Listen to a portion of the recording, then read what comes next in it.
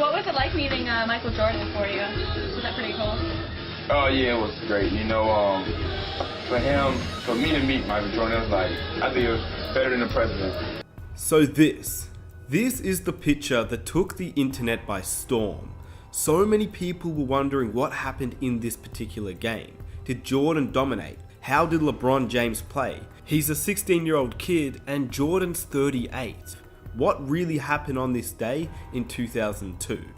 I want to preface that there is no actual footage of this game, but this video is a story. It breaks everything down. It almost feels as though you were there and you can visually see what happened, but unfortunately if I had the footage I would definitely use it for this video, but literally nobody has it, and apparently it may have been burnt due to the fact that something may have happened during this game which may never be known. But I put a ton of effort and a ton of work into this video, so I wanted to make it feel as though you were there watching the game when LeBron James was 16 facing off against Michael Jordan.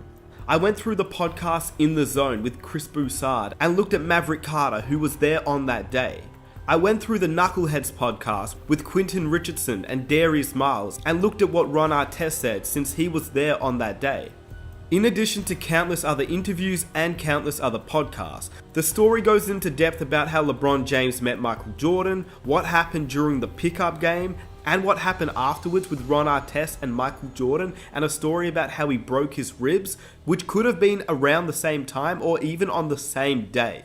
So if you enjoy these types of videos, I'd greatly appreciate if you guys could drop a like to show support. Let's aim for 3,000 likes. And if you're new around here and you enjoy these types of videos every single week, be sure to hit that subscribe button. And without further ado, I hope you guys enjoyed the video, and here's the story. Can you talk about your relationship with LeBron James? Yeah, I've seen him play. He's very talented. The first, so I'm growing up and I'm watching, this guy, Michael Jordan. I think all you guys know him, I think. So I'm growing up watching this guy on TV every day, and I'm like, wow, he's an amazing basketball player, and hopefully someday I get an opportunity to meet him. So, yeah, when you first met Mike, like, how did you feel? Amazing. It was probably how guys feel when they meet LeBron. I think it was my junior year in high school. I go up to Chicago and I go to a gym called Hoops where he plays basketball in the summertime. Yeah. I was in Chicago because I got drafted, and then the runs was at Hoops. And we were getting ready to leave, and we were literally walking out the door. This red Ferrari pulls down the street, and it was literally like, for LeBron and I, it was like Black Jesus was coming down the street in a red Ferrari with a bucket cap on. I didn't know he was going to be there, but I seen him walking towards me, and it was kind of like he was walking on air. I had to pinch myself. Is that Michael? Who? And it's like he was like Black Jesus to me. Like. And Michael sat and had a conversation with us just about basketball.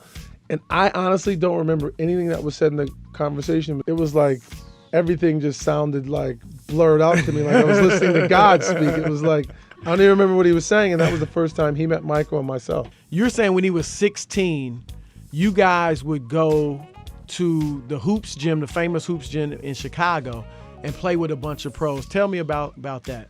So we went over that spring and took LeBron, and we were kind of just like in awe, literally like in awe. It was like during the days, like all the pros would come in, like Antoine Walker, Ron Artest, and Jamal Crawford.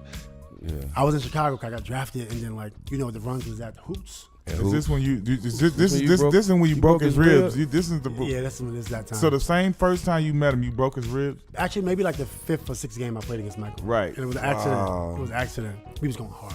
It was crazy. Ron Artest was, unbelievable. He'd show up to the gym with he'd show up with like no socks on and hoop. Like Ron, one thing about Ron Artest, he's a hooper. He's just like, he forgot his socks, he just hooped.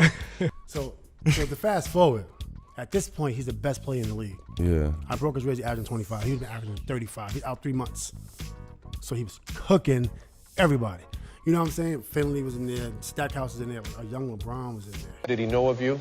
Well, yeah, I think he did. He called me a young fella, of course, Yeah. and just basically told me to keep working at it, and someday I can get to the NBA. I was a junior in high school, so, I guess he told me something right, and I just kept working at it. At first, it was like LeBron was this 16-year-old kid. They're like, he couldn't get in the first game or two because they're pros. Why the hell do they care about a 16-year-old high school player? Who the hell is that? What difference does it make? We're here to get our work in, and we're trying to get better. But then Tim would let him in at the end of the run. Yeah, I was there. Twan had brought him out there. That's why I he gave him was a there. forearm on fast break. He was cooking. He couldn't. Nobody can guard him. LeBron James.